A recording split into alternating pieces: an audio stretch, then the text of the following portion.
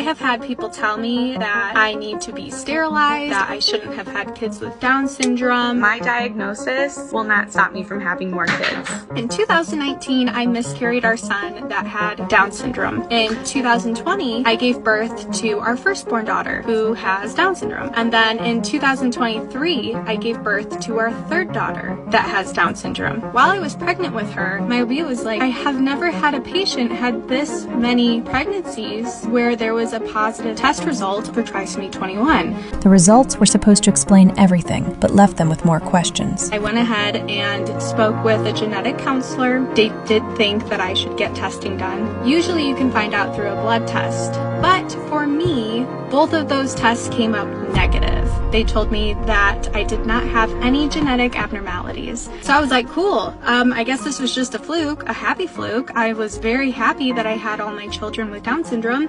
But the geneticist couldn't shake the feeling that something was still off. So the hospital covered the cost of more advanced testing.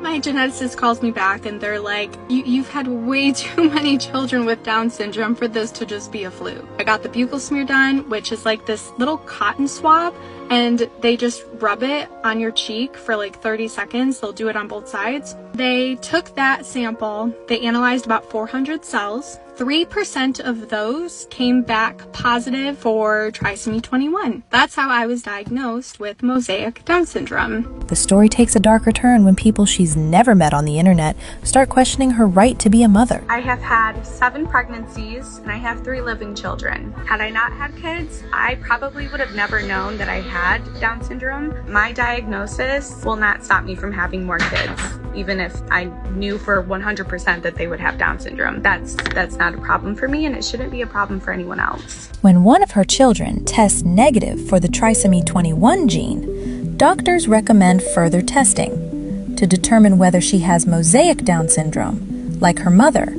or if her chromosomes are typical. Mosaic Down syndrome is when you have a portion of typical cells and then you have another portion of cells that have the extra 21st chromosome. Like in my daughter's case, every single one of her cells in her body has that extra 21st chromosome. With mosaicism, only a certain percentage of your body has that extra chromosome. Evelyn's genetic testing came in and the result was she is typical, which is awesome to hear. It means that I am capable of having typical children. So that means my chances of conceiving a child with trisomy 21 is 50%. It's actually super interesting though, because obviously that means that one of my ovaries is affected and one is not. Lillian and Catherine